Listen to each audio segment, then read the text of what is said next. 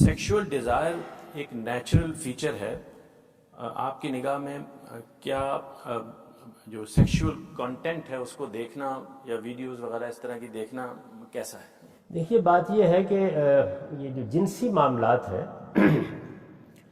ان کے ساتھ انسان کے معاملے کی نوعیت یہ ہے کہ یہ فطرت کا تقاضا ہے، لیکن انسان کو گھر بنانا ہے. یعنی جو ذمہ داری خدا نے دی ہے وہ یوں نہیں ہے کہ جیسے آپ نے گھر میں کھانا پکا کے کھا لیا، آپ نے جا کے ہوٹل پہ کھانا کھا لیا، آپ نے ریستوران میں کھانا کھا لیا، آپ نے سیر تفریح کرنی ہے، یہاں چلے گئے وہاں چلے گئے.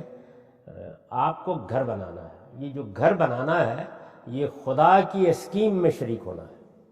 یعنی اللہ تعالیٰ نے اگلی نسلوں کو پیدا کرنے کے لیے یہ غیر معمولی اہتمام کیا ہے. سوچئے ذرا تھوڑی دیر کے لیے کہ اگر انسانوں کے درمیان جنسی تعلق پیدا ہوتا اور اس کے نتیجے میں انسان پیدا ہوتے اور کوئی کسی گلی میں پھینک کے آ جاتا، کوئی کہیں چلتا ہوا چھوڑ دیتا، کوئی اٹھا کے لے آتا، کوئی نہ اٹھا کے لے آتا، سوچے ذرا کہ انسانوں کے ساتھ کیا ہوتا. تو اللہ تعالیٰ نے یہ خاص اہتمام کیا کہ ہمیں اس کا پابند کر دیا کہ آپ کو ایک گھر بنانا ہے، ایک خاندان کو وجود میں لانا ہے. اس کے لیے ضروری ہے کہ آپ اعتماد کے ساتھ، سنجیدگی کے ساتھ معاہدہ کریں. یعنی ایک عورت اور مرد یہ عہد کرے کہ وہ وفادار رہیں گے، ایک دوسرے کے ساتھ وابستہ رہیں گے، ماں اور باپ کے فرائض ادا کریں گے، 15-20 سال تک بچے کی تعلیم اور تربیت کی ذمہ داری اٹھائیں گے، اور یہ ایک خاندان اور ادارے کے طور پر ذمہ داری اٹھائی جائے گی. اس مقصد کے لیے اللہ تعالیٰ نے یہ پابندی لگا دی کہ جنسی معاملات صرف بیوی تک محدود رہنے چاہیے، اس مقصد کے لیے. ورنہ کوئی پابندی لگانے کا شوق نہیں تھا. انسان کے لیے، میرے لیے، آپ کے لیے جب ہم پیدا ہوتے ہیں تو ناتواں ہوتے ہیں، بڑے ہو کر افلاطون اور ارسطو بن جاتے ہیں، لیکن اس وقت ہم اٹھ کے اپنی کوئی حاجت بھی پوری نہیں کر سکتے، منہ میں کھانے کا نوالہ بھی نہیں ڈال سکتے. تو ہمیں ضرورت ہے اس بات کی، یہ میری آپ کی ضرورت ہے کہ پیدائش سے لے کر شعور کی عمر کو پہنچنے تک ہمیں ایک خاندان ملے. خاندان اس وقت تک نہیں مل سکتا جب تک کہ ایک مرد و عورت ایک دوسرے کے وفادار ہو کر زندگی بسر نہ کریں.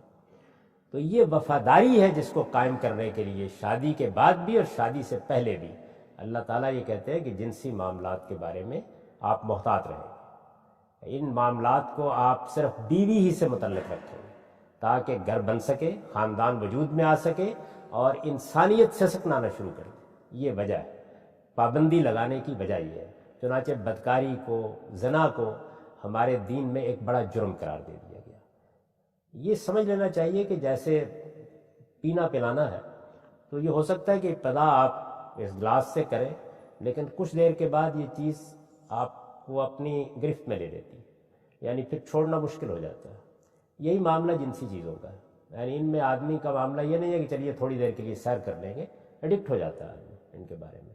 تو یہ ایڈکشن ہے جس سے بچانے کے لیے اللہ تعالیٰ نے ذرا زیادہ سختی فرمائی ہے. تو آپ کوشش کریں اس بات کی کہ ایسا کوئی کام نہ کرے جو آپ کی اس پاکیزگی اور طہارت کو مجروح کرے اور کل کو آپ بیوی کے ساتھ وفادار نہ رہ سکیں.